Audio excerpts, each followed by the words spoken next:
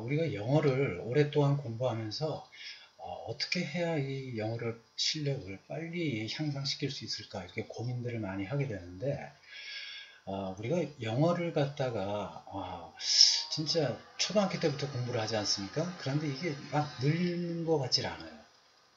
그리고 또 어떻게 공부를 해야 될지 모르겠고 책을 여러 권 봤는데 느는 것 같지도 않고 독해도 안 되고 잘 그런 경우가 많죠. 이럴 경우에는 우리가 문법을 배울 때 또는 외국어를 배울 때 특히 영어겠죠. 이러한 지금 이 사항을 보시고 이 순서대로 또는 이것을 동시에 공부를 하셔도 됩니다. 그래서 이것만 알고 계셔도 영어 실력이 진짜 속된 말로 하에서 상으로 확 올라갈 수가 있어요. 그래서 반드시 우리가 이거는 알고 계셔야 됩니다. 그래서 이것만 알고 계셔도 영어의 90%는 끝났다고 생각하셔도 되겠습니다. 자, 그러면 우리가 꼭 알아야 될 게 뭔지 좀 살펴보도록 하겠습니다. 일단 문장에 5가지 형식이 있는데 이거를 꼭 암기하고 계셔야 됩니다.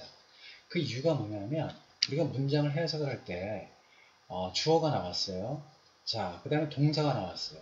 근데 이게 타동사예요. 그러면 이제 바로 뒤에 목적어가 나와야 되는데 목적어가 안 나오고 다른 부사, 구나 뭐 이런 게 나와요. 그러면은 뒤에 목적어가 언젠가는 오겠구나 라고 생각을 하고 무의식적으로 생각을 하게 됩니다. 그래서 우리가 해석을 할 때 당황하지 않고 이거는 부사구니까 그 뒤에 목적어가 있겠지 하고 생각을 하고 해석을 계속 해 나갈 수가 있는 겁니다. 그 다음에 또 하나는 문장을 또 정확하게 해석을 할 수 있다는 얘기죠. 의미 파악을 할 수 있다는 얘기죠. 그래서 우리가 문장은 5가지 형식이 있다는 것은 반드시 이 5가지 형식을 이해하고 암기를 하셔야 되겠습니다. 그 다음에 흔히 여러분들이 잘못하고 있는 것 중에 하나가 이 단어를 외울 때, 특히 동사를 외울 때 그냥 뜻만 외우지 이게 자동사인지 타동사인지 구별을 안 하고 외우는 사람들이 있어요. 이렇게 되면 우리가 이 문장을 갖다가 볼 때 이 동사 뒤에는 보어가 오겠다. 이 동사 뒤에는 목적어가 오겠다. 이런 것들을 구별을 할 줄 몰라요. 더군다나 문법 문제, 특히 뭐 어법 문제 같은 데서는 이런 자동사, 타동사 구별을 안 하고 외웠을 경우에 전혀 손을 댈 수가 없습니다. 흔히 우리가 어법 문제다 하는 거 보면은 거의 8, 90%가 이 동사가 자동사인지 타동사인지 그 다음에 타동사라면은 이것이 능동이 와야 되는지 수동이 와야 되는지 그걸 물어보는 문제가 거의 8, 90%예요. 그 다음에가 이제 관계사라든지 또는 가정법이라든지 또는 조동사 그 다음에 평행구조 그 다음에 이것이 이 동사가 본동사인지 아니면 준동사인지 이런 거를 물어보는 문제가 나옵니다. 그렇기 때문에 우리가 이 동사를 배울 때는 이게 자동사인지 아니면 목적어를 필요로 하는 타동사인지 이거를 꼭 구별을 해서 외워야 되고 그 다음에 또 이 완전 동사인지 불완전 동사인지도 또 우리가 파악을 해야 되겠죠. 근데 이거는 완전 동사하고 불완전 동사는 그렇게 크게 타동사, 자동사에 비해서 많이 나오지는 않는데 그래도 알고 계셔야 되겠죠. 그래서 우리가 보통 완전 동사, 불완전 동사는 보호가 필요하냐, 필요하지 않냐에 따라서 이렇게 구별이 되죠. 그래서 우리가 동사를 외울 때는 이것이 자동사인지 타동사인지는 최소 꼭 알고 우리가 암기를 해야 되겠습니다. 그 다음에 또 이제 영어 문장을 보시다 보면 주절과 부사절 또는 독립부사절 이런 거를 구별을 할 줄 아셔야 돼요. 우리가 이제 어떤 그냥 단문으로 딱 하나만 나오면은 주절만 나오겠지만 이 주절 하나에 우리가 부사절 또는 형용사절 이러한 것들이 계속 이렇게 추가가 돼가지고 굉장히 문장이 복잡해 보이거든요. 그래서 우리가 주절과 부사절만 구별할 줄 알아도 문장에 어디서부터 어디까지는 이게 부사절이고 그 다음에 주절은 여기서부터 여기까지니까 여기는 이렇게 해석을 하고 이렇게 구별을 해서 해석을 할 수 있다는 얘기죠. 그런데 이것을 모른다고 하면 이거 뭐 해석을 하면서도 이 도대체 이 내용이 어떤 내용이고 또 이 내용이 어떤 내용과 연결되는지 그거를 전혀 알 수가 없어요. 그래서 우리가 주절과 부사절 이거를 꼭 구별할 줄 알아야 되겠다 하는 얘기입니다. 그 다음에 이 준동사라고 하는 것이 있는데 이 준동사라고 하는 것은 부정사, 동명사, 분사를 흔히 준동사라고 하죠. 그래서 이 준동사라고 하는 것은 동사를 다른 품사로 만드는 거예요. 그러니까 우리가 뭐 예를 들어서 주어로 이제 동사를 주어로 써야 되는데 주어의 품사는 명사가 돼야 되잖아요. 그러니까 이 동사를 명사화 시켜야 되는데 그 명사화 시킬 수 있는 게 뭐가 있을까? 그래서 우리가 부정사가 있고 동명사가 있으니까 그럼 부정사로 써야 되겠다. 아니면 동명사로 써야 되겠다. 뭐 이렇게 판단을 할 수가 있는 거죠. 그래서 우리가 준동사, 즉 부정사, 동명사, 분사 이 세 가지를 완전히 숙지를 하셔야 되겠습니다. 자, 그 다음에 이제 관계사인데요. 이 관계사는 조금 전에 말씀드렸다시피 주절과 부사절이 있다고 말씀을 드렸죠. 문장에. 그런데 또 형용사절이라는 게 있죠. 이 형용사절이라는 게 뭐냐면 쉽게 말씀드려서 명사를 꾸며주는 게 형용사인데 이게 문장으로 되어 있다는 거예요. 그게 바로 관계사절이라는 겁니다. 그래서 관계사를 이용해서 앞에 있는 명사를 꾸며주는 거죠. 보통 그래서 명사를 중심으로 해가지고 형용사는 보통 앞에 오게 되어 있는데 이렇게 관계사절을 이용해서 명사를 꾸며줄 때는 뒤에 오게 되죠. 이 관계사가 있던 형용사절은. 그래서 이 관계사절은 형용사절을 만드는 것이다. 물론 계속적인 용법은 좀 다를 경우가 있죠. 그건 또 차후에 잠시 후에 말씀을 드리기로 하겠습니다. 그 다음에 이제 가정법입니다. 왜 가정법이 중요하냐면 우리가 일상 대화에서 가정법을 많이 씁니다. 뭐 예를 들어서 야 내가 오늘 시간이 있다면 거기 갈 텐데 또는 내일 시간이 있다면 거기 갈 텐데 또는 과거 얘기죠. 저는 시간이 있었으면 거기 갔었을 텐데 뭐 이런 식으로 우리가 뭐뭐 했다면 뭐뭐라면 이라는 가정법을 상당히 많이 써요. 대화에서 또는 일상생활에서. 그렇기 때문에 가정법이라는 걸 반드시 알고 있어야 되겠습니다. 자, 더불어서 조동사도 같이 알고 계셔야 됩니다. 가정법은 조동사와 항상 관계가 있습니다. 그래서 가정법을 공부하실 때는 조동사와 함께 공부를 하셔야 되고 또 우선적으로 먼저 공부할 게 뭐냐 굳이 따진다면 가정법하고 조동사 중에 조동사를 먼저 배우는 것이 훨씬 낫습니다. 자, 그 다음에 대명법이 되겠습니다. 이 대명법이 상당히 많죠. 뭐 지시사도 있고 관계대명사, 접속사 뭐 이렇게 여러 가지 용법이 있는데 그래서 이 대명법을 물어보는 문제가 상당히 많이 나오고 또 우리가 해석을 하다 보면 이 대시 많이 나옵니다. 그래서 이 대를 정확하게 구별을 해서 이해를 해석을 해야만 정확한 해석을 할 수가 있습니다. 그 다음에 컴마라는 개념을 확실히 또 아셔야 됩니다. 그냥 뭐 단순히 쉬기 위해서 컴마를 찍는 것이 아니거든요. 그래서 이 컴마도 꼭 아셔야 되겠습니다. 그 다음에 삽입이라는 개념도 아시고 그 다음에 도치라는 개념도 역시 아셔야 되겠습니다. 그래서 지금 이 강의는 여러분들이 어떻게 하면 빨리 쉽게 영어 실력을 단기간에 올릴 수 있는지 그 비법을 알려드리는 거예요. 비법이라고 하니까 너무 거창해 보이는데 사실은 이렇게 해야 상당히 빨리 실력을 향상시킬 수 있다는 얘기죠. 그래서 뭐 문법 책 꺼내가지고 명사편부터 이렇게 보고 쭉 나가다 보면 또 명사 까먹고 그러다 보면 또 이제 어떻게 됩니까? 심리적으로 위축이 되죠. 그럼 또 다시 또 처음부터 보고 막 이렇게 되거든요. 계속 그냥 반복은 하는데 뭐 까먹고 그래요. 그래서 우리가 이 지금 말씀드린 요 사항들을 중점적으로 공부를 하시기 바랍니다.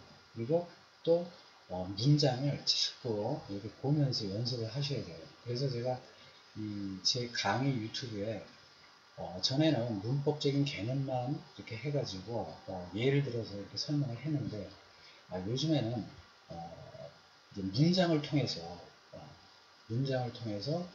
반대로 이제 문장을 통해서 문법 사항들을 이렇게 캐치해 나가는, 또 이해해 나가는, 또 배워가는 그러한 강의 동영상을 지금 계속 올리고 있습니다. 그래서 그러한 강의를 여러분들의 입맛에 맞는 강의들을 제 강의가 굉장히 많이 있거든요. 그 강의들을 들으시면 굉장히 도움이 되겠습니다. 앞서 말씀드린 대로 문장의 5가지 형식을 꼭 암기하셔야 되겠습니다. 그래서 1형식부터 5형식까지는 공통적으로 주어와 동사가 들어갑니다. 물론 이 동사는 이제 완전 자동사냐, 불완전 자동사냐, 또는 완전 타동사냐, 또 불완전 타동사냐, 뭐 이런 식으로 구별을 하셔야 되겠지만, 일단 문장이라고 하면 주어와 동사가 있다는 것은 똑같습니다. 그런데 이제 2형식부터 달라지는 것이, 2형식은 보호, 다시 말씀드리면 주격보호, 그 다음에 3형식은 직접 목적어, 그 다음에 4형식은 간접 목적어, 직접 목적어, 5형식은 직접 목적어, 목적격 보호, 이렇게 달라진다는 걸 알고 계셔야 돼요. 그래서 요거는 물론 이제 암기를 하시지만 꼭 암기를 하셔야 되고, 이제 문장을 보시다 보면 이거는 5형식 문장이 되겠다, 이거는 3형식 문장이 되겠다. 또 주어 동사만 보더라도 주어 동사 목적어를 딱 보는 순간 이거는 뒤에 목적격 보호가 오겠다, 이런 걸 알 수가 있어요. 이제 이 동사와 이 목적어와의 관계를 보면서. 그래서 일단 기본적으로 문장의 5가지 형식은 꼭 알고 계시고, 그리고 예를 들어서 주어가 왔고 불완전 타동사가 왔는데 목적어가 왔어요. 그랬는데 그러면 뒤에 목적격 보호가 오겠다, 이런 것들을 우리가 이제 예상을 할 수 있는 거죠. 그러니까 이거는 꼭 많이 공부하시다 보면 이걸 꼭 의도적으로 이제 생각을 하질 않고 그냥 무의식적으로 그렇게 생각을 하게 됩니다. 또는 무의식적으로 보게 돼요. 그러니까 그 정도가 되려면 이건 꼭 암기를 하시는 것이 중요하다고 말씀드릴 수 있겠습니다. 이거를 모르고 영어 공부를 한다? 그건 절대 말이 되질 않습니다. 그러니까 어느 누가 뭐라 그래도 이 문장의 5가지 형식을 모르고 영어 실력이 확 는다? 그건 다 거짓말이라고 생각하시면 되겠습니다. 반드시 이거를 숙지하시기 바랍니다. 자, 다음으로 우리가 단어를 공부할 때 물론 명사나 형용사 이런 거는 크게 문제가 되질 않는데, 동사를 외울 때는 특히 이게 자동사인지 타동사인지는 꼭 구별을 해서 암기를 하셔야 됩니다. 과거에는 우리가 보통 그 단어를 이제 공부할 때 사전을 통해서 공부를 많이 했는데, 요즘에는 그냥 이제 그 스마트폰이 있고 또 앱에서 이렇게 찾아가지고 이렇게 보는 경우들이 많죠. 사전이 무거우니까 이제 안 가지고 다니죠. 스마트폰은 꼭 가지고 다녀도. 그래서 우리가 이제 스마트폰에서 이제 그냥 단어 뜻만, 특히 이제 1번 뜻, 처음에 나오는 1번 뜻만 딱 외우고, 그리고 이렇게 이제 그냥 단어를 외웠다 이렇게 생각들을 하시는데, 사실 그러시면 안 되죠. 만약에 예를 들어서 어떠한 단어가 나왔어요. 그런데 그 단어를 보니까 거기에 보면 자동사, 타동사라고 꼭 이렇게 표시가 돼 있거든요. 그러면 그거를 꼭 알고, 그 다음에 1번 뜻, 2번 뜻, 3번 뜻, 4번 뜻 이렇게 뜻이 여러 가지가 나올 겁니다. 그러면 표현으로 외우지 마시고 1번부터 만약에 예를 들어서 10번까지 뜻이 여러 가지가 표현이 있는데 그걸 의미상으로 한번 구별을 해보세요. 그러면 대략 이러이러한 의미를 가진 거구나 라고 그 의미로 암기를 하셔야 됩니다. 그래야 이제 어떤 문장에서 그 뜻을 단어의 뜻을 의미에 맞게 이제 의역을 할 수가 있는 것이지, 표현으로 외워버리면 그 표현을 그냥 바로 그 문장에 적용시켜서 이렇게 해석을 하시다 보면 좀 말이 좀 이상한 경우가 있어요. 그래서 절대 그러지 마시고 의미로 외우시고 그 다음에 자동사인지 타동사인지는 반드시 암기를 하시기 바랍니다. 물론 완전 동사와 불완전 동사를 같이 꼭 외우시면 더 좋죠. 그런데 요거는 사실 좀 공부하면서도 이제 뭐 완전 동사나 불완전 동사는 좀 공부를 하면서 캐치를 하셔도 되겠지만 자동사, 타동사만큼은 반드시 구별을 해서 암기를 하셔야 되겠습니다. 제가 또 이렇게 말씀드렸다고 완전 동사, 불완전 동사 이거 뭐 나중에 해도 돼, 안 해도 돼 이렇게 생각하시면 안 됩니다. 같이 하시되 특히 중점을 둘 때는 여기에 중점을 두셔야 된다. 그러니까 자동사냐 타동사냐, 즉 목적어가 필요하냐 필요하지 않냐, 여기에 타겟을 두고 우리가 자동사 타동사 이렇게 구별을 하거든요. 그래서 그렇게 구별해서 외우셔야 되고, 그 다음에 이제 보호가 필요하냐 필요하지 않냐에 따라서 보호가 필요하지 않으면 완전하고, 이 보호라는 게 보충해 주는 말이거든요. 그러니까 완전하니까 보충해 주는 말이 필요 없죠. 그러니까 보호가 필요 없다는 얘기고, 불완전하니까 보충해 줄 말이 필요해요. 그래서 불완전 동사는 보호가 필요하구나. 그래서 우리가 이 동사를, 이 완전 불완전은 사실은 어떻게 보면 의미를 정확하게 이해하고 알고 있으면은 얘는 보호가 필요하겠다 필요하지 않겠다 그걸 알아요. 이거를. 그런데 이 자동사 타동사는 이거 엄격히 구별을 해서 이거는 꼭 암기를 하셔야 되겠습니다. 다음으로 주절, 그 다음에 독립 또는 부사절, 구를 구별할 수 있도록 한다. 자, 우리가 보통 문장의 시작은 이렇게 주절이 먼저 시작이 되게 되어 있습니다. 그 다음에 뒤에 부사절이 오게 되어 있어요. 그런데 이 부사절이 어떤 문장이 부사절이냐 이걸 알고 계셔야 되겠죠. 제 유튜브에 부사절에 관해서 강의를 올리는 게 있습니다. 그래서 좀 더 깊이 있게 공부하실 분들 꼭, 그리고 또 그걸 꼭 보셔야 돼요. 어떤 게 부사절인지 아셔야 되니까. 그래서 이렇게 if라는 이 접속사, 이 부사절을 이끄는 접속사예요. 만일 뭐뭐 한다면, 이러한 가정 또는 뭐 비록 뭐뭐이지만 이러한 그 내용을 담고 있는 부사절의 접속사가 오게 되면 이 문장은 부사절이다. 이런 거예요. 그래서 일반적으로 주절이 온 다음에 뒤에 부사절이 오는 게 보통입니다. 물론 이 부사절이 뒤에 올 때는 콤마를 찍지 않습니다.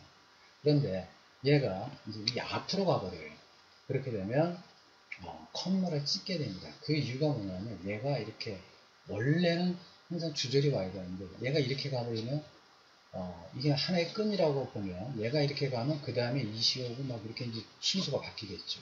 그래서 그걸 도치라고 하는데 이렇게 도치되는 것을 방지하기 위해서 이렇게 끊는 겁니다. 콤마.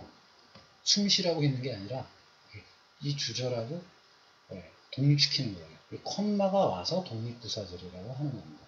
그래서 딱 끊어요. 그럼 이 뒤에 주절은 어순이 다시 얘기하면 주어, 동사, 뭐 목적어 이런 식으로 순서가 그대로 이렇게 온다는 얘기죠. 자, 그 다음에 이제 어떤 경우가 있냐면 이렇게 주절 안에 그 안에 컴마 이렇게 삽입 형태로 이렇게 쓰는 경우가 있습니다. 이런 경우도 역시 독립 부사절이라고 합니다. 그 이유가 뭐냐면 컴마가 왔죠. 그래서 요거 이 주절하고 끊어준다. 그래서 독립 부사절 이렇게 삽입 형태 크게 이렇게 세 가지가 오게 되겠습니다.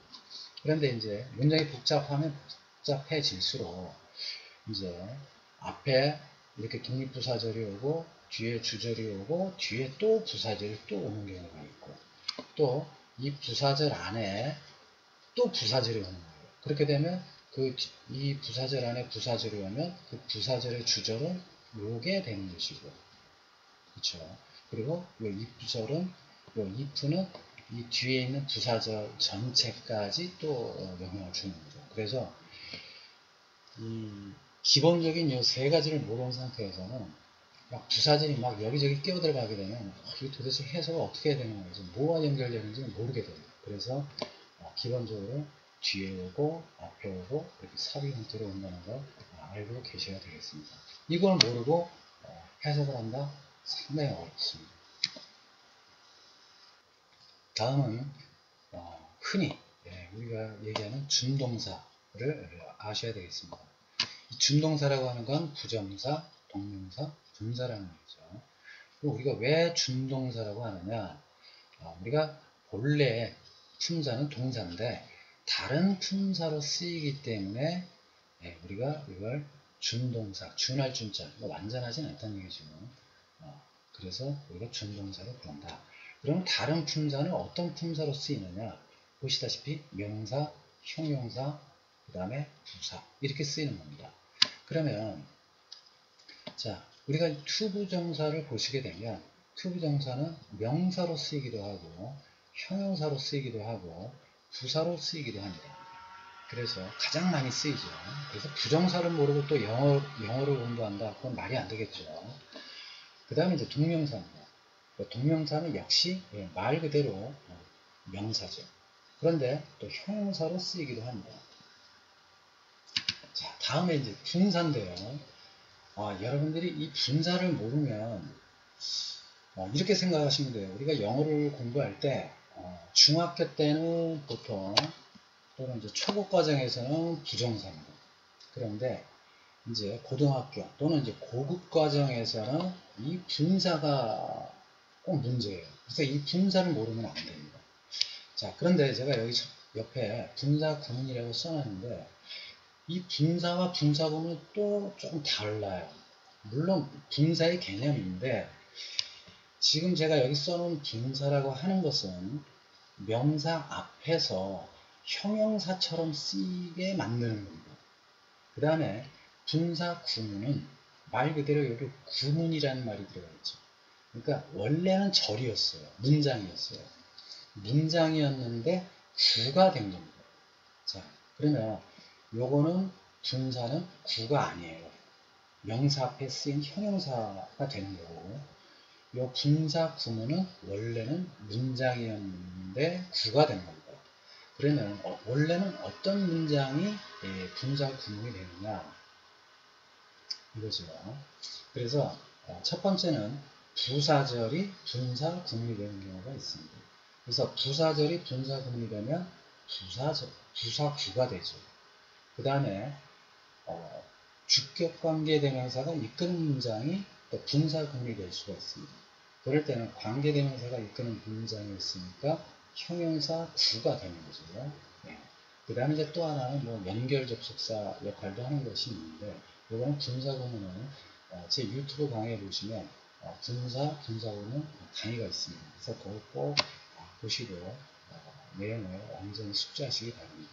그래서 이 분사와 분사구문의 차이는 명사를 중심으로 해가지고 앞에서 형용사 역할을 하면서 뒤에 있는 명사를 끊어주면 분사. 그 다음에 명사를 중심으로 해가지고 뒤에서 앞에 있는 명사를 끊어준다. 그러면 그거는 분사 구문이다. 이렇게 알고 계시면 돼요. 자, 그래서 우리가 이 준동사를 모르고는 영어를 알 수가 없다.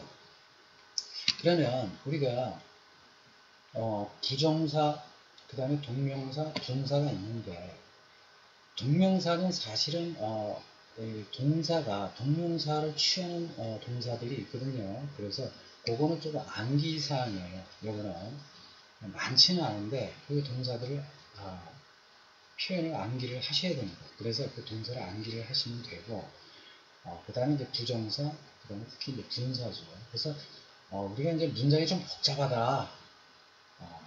그러면 거의 대부분 다 분사예요. 분사가 들어가는 거예요. 또 뭔가 이렇게 문장을 해석을 하다가 좀 이상해, 막혀, 잘 모르겠어. 그러면 분사를 생각하셔야 돼요. 그래서 우리가 이 분사를 모르면 영어 실력이 늘지 않습니다. 반대로 얘기하면 분사를 알면 영어 실력이 곧바로 고급 수준으로 올라가게 되는 거예요. 그래서 분사를 꼭 아셔야 됩니다. 자, 다음은 관계사를 알아야 합니다. 관계사란 흔히 우리가 보통 관계대명사란 접속사 플러스 대명사 이렇게 알고 계시잖아요. 그런데 저는 지금 관계사라고 했죠. 왜냐하면 이게 꼭 우리가 관계사 그러면 관계대명사만 있는 게 아니거든요. 관계 형용사도 있고 또 관계부사라는 것도 있어요. 그래서 우리가 관계사 그러면 접속사 플러스 대명사 또는 소유격 형용사, whose 같은 건 소유격 형용사죠. 그 다음에 관계부사, 뭐 when, where 뭐 이런 것들 이러한 역할을 하며 앞에 위치하는 선행사, 그쵸? 뭐 예를 들어서 뭐 명사 또는 형용사도 됩니다. 위치 같은 경우. 그 다음에 또 문장, 앞문장 전체 이런 것을 꾸며주는 형용사절로 만들거나 이게 바로 이제 한정적인 용법이에요. 지금 여기 보시다 보면 자 한정적 용법 예를 보시겠습니다. He had a son. 그는 아들이 하나 있는데 who became a doctor. 그러니까 의사가 된 아들. 그러니까 앞에 있는 명사를 꾸며주는 거죠. 그래서 이게 형용사절이 된 거죠. 그래서 이거를 한정적인 용법이다. 주의할 것은 여기 컴마가 없다라는 얘기입니다. 자, 이러한 것과 또는 이를 대신하여 또 다른 문장을 이어가는 것. 이게 이제 계속적인 용법인데, 이 계속적인 용법을 보시면, 자, 이 문장하고 똑같은데 차이점이라고는 이 컴마 하나예요. 그래서 그는 아들이 있는데 and he. 얘는 이제 and he예요. 그리고 그 아들은 became a doctor, 의사가 되었다. 이렇게 해석을 해야 되는 겁니다. 그래서 이거 주절이고 얘도 주절이에요. 그런데 이 주절과 연결된 주절이 되는 거예요. 그런데 이제 관계대명사를 써가지고 계속적인 용법으로 써서 and he를 그냥 하나의 who로 대신한 것 뿐입니다. 그런데 여기 컴마가 없죠.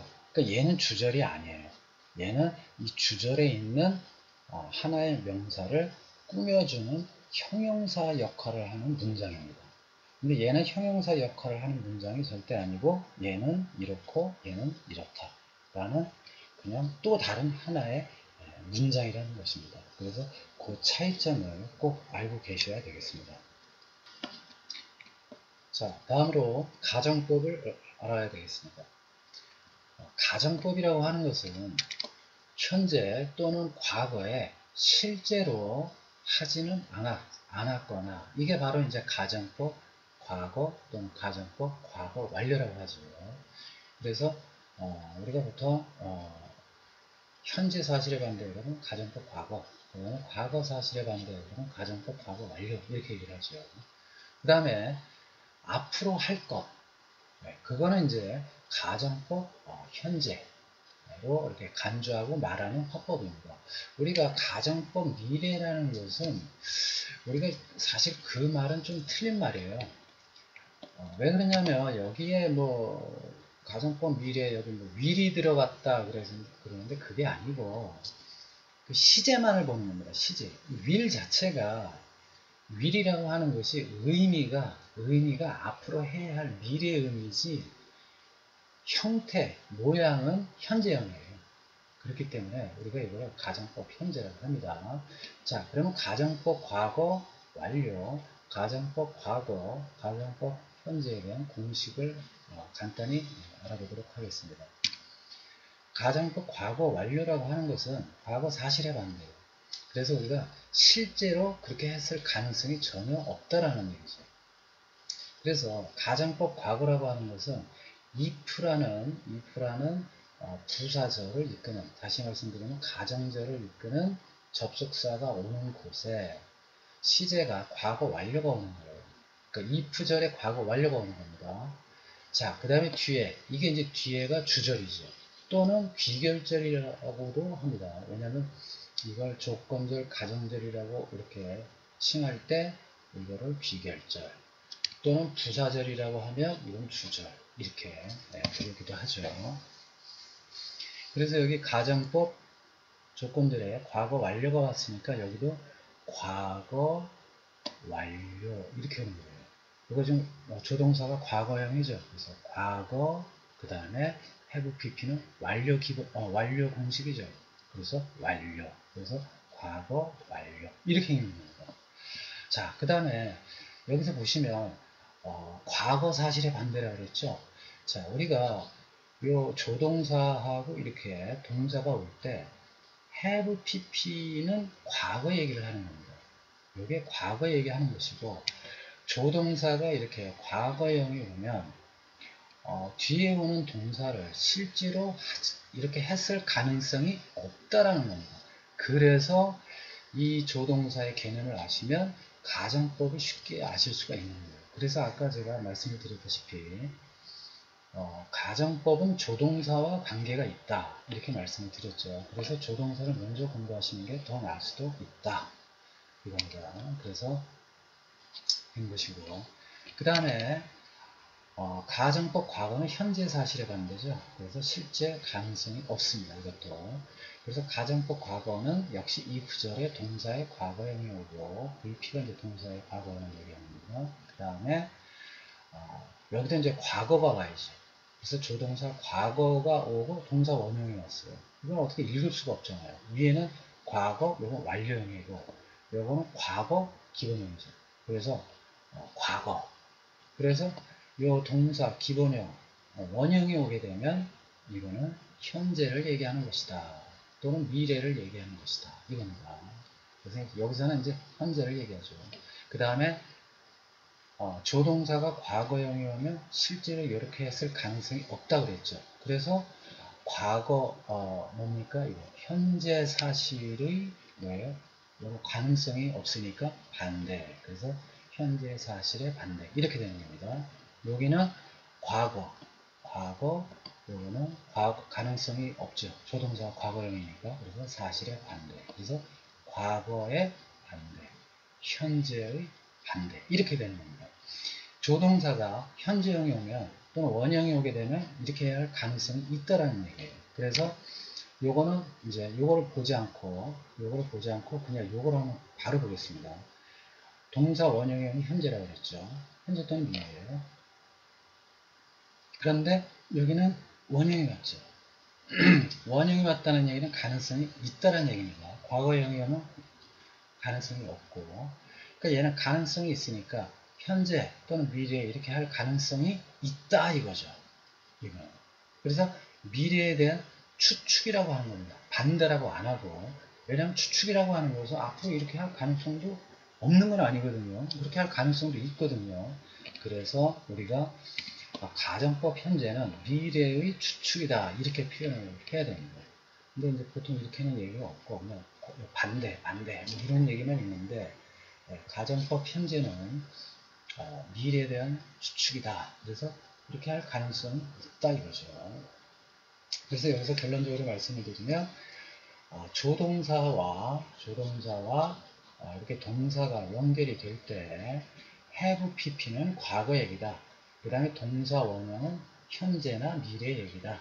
그 다음에 조동사가 과거형이 오면 실제로 이렇게 할 가능성이 없다. 그 다음에 이렇게 원형이 오게 되면 실제로 이렇게 할 가능성이 있다. 이렇게 생각하시면 됩니다. 그래서 그것만 알고 계시면 조동사를 따로 굳이 암기하시지 않아도 되겠습니다. 그리고 이 조동사를 좀 더 가정법과 깊이 알고 싶으시면 사실 이 정도만 돼도 되는데 더 좀 더 깊이 아시고 싶으시면 제 유튜브 동영상에 강의가 있으니까 구독하시면은 그 재생 목록이 나오거든요. 그래서 거기에 보시면 문법상도 쫙 이렇게 강의가 있습니다. 그래서 거기서 참조하셔서 보시면 되겠습니다. 자, 마지막으로 된용법을 알아야 하겠습니다.